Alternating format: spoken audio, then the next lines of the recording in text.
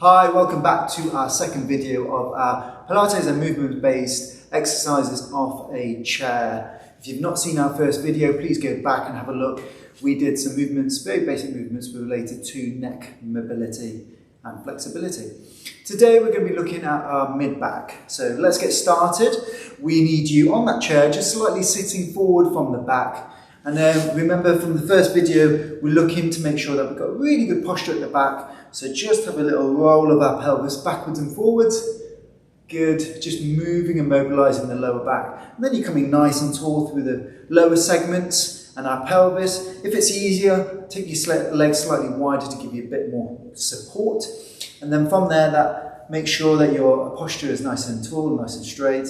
And again, length through the back of the neck. And think about that sense of lifting the head, so a piece of string, lifting it nice and tall up, giving you a really good posture through your neck.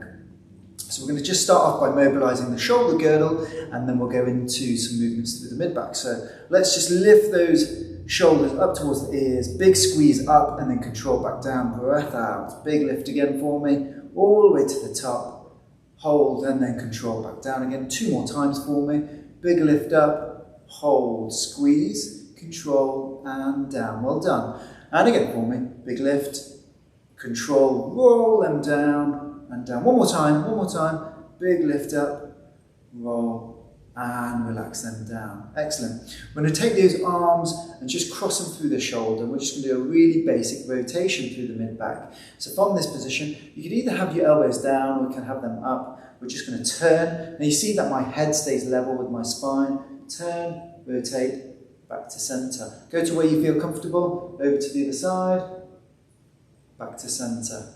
Over to one side, and back again. 2 more times, over, and back. So you're looking for how it feels, any restrictions, any discomfort, obviously not pushing through pain, any sense of tightness, and again, over to the other side. See if you can take it slightly further.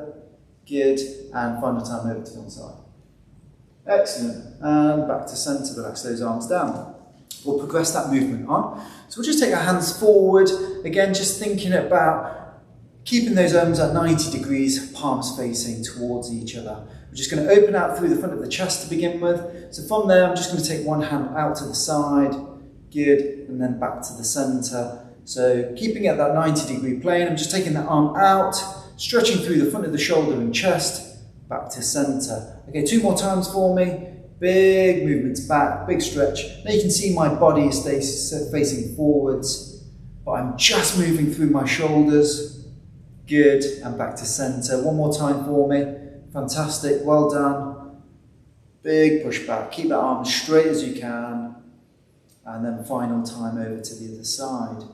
Excellent, good work.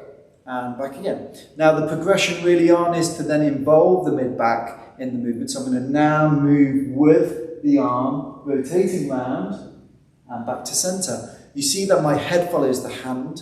So my spine and my back stay in the same movement patterns that I'm going along. Back to the center. And again, just alternate sides.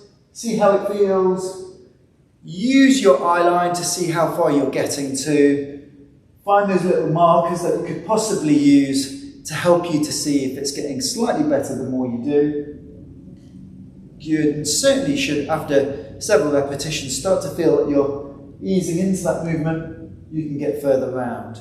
1 more time either side. Just be mindful now, just thinking about your feet and your knees. As you go further round, you may want to involve the lower back and your legs to try and get that movement. Keep those hips facing forwards as much as you can. I know the temptation is then to try and move them to get that extra movement and relax down. The aim really is to get the mid-back moving. So it's important that you isolate everywhere else. Okay, fantastic. So from this position here, we're going to have those arms out to the side. We're just going to continue with that movement plan. So we're going to take our palms out, again at this 90 degree position. And then from this position, nice and tall, big push out of the arms, make it longer, as if you're really being pulled apart. Good. Then from there we lift up, all the way to the top. Good. Try and get those arms as close to the ears as possible, and then control back down again. Fantastic. Start at that bottom, turn the palms, big breath in, big lift up, Good. And control back down again. Well done. Again, turn that palm. Big lift up. And control down. Good. One more time. Big lift up. And down. Excellent. Well done. Final movement that we're going to do, again using those arms. Now you can either come to the back of that chair if it's got a top part to it, and we're going to go into extension. So I shuffle my bottom back and I'm going to use the top edge of it as almost like a lever. Now you can do it without, but I'm trying to just really isolate going backwards through that middle part of our back. So from this position you can see that I'm not tipping my head back and keeping that level. I then arch back and I come back to the centre. So keeping my head neutral, I'm now moving through my mid-back, nice and gently, nice and controlled. I'm not looking for large amounts of movement in this position, just a nice gentle movement back, slow and controlled. Good, back to the centre. Let's do 3 more. Again, see if you can slightly increase it every time. 2 more. Excellent, and final time. Good, relax those hands down. From this position, come forwards. We're just going to work through some side flexions. So from this position again, off the back, find that really neutral pelvis position, come nice and tall, think about the spine being long. And then from there, we can just use the sides of that chair to slide down it. Good. Going down towards the floor and come back again. Remember, we're not flexing forwards, we're going down to the side. So as you go down to the side, try and keep everything upright as much as possible. A great way to think about this is imagine you're in between 2 panes of glass and your body's stuck there and you're just sliding from down the side. You need to go and pick something up and you have to kind of go down to the side and come again. So we're not able to flex forward or bend forwards. Good. And then you can use whatever you're sitting on as a bit of a marker to see if you can go a bit further down, using your fingers as a gauge as to how far you're getting down towards that floor and back again.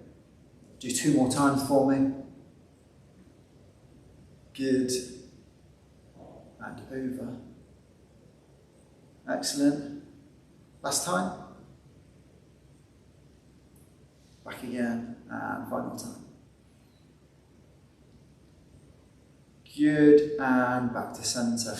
Give those arms a roll, a shake, give those arms a shake. Hope you enjoyed that. Next part we're going to be looking at lower back, and then after that we'll be looking at how we can integrate all 3 movements or 3 areas into a sequence of movements that you can use on a daily basis. Okay, thanks.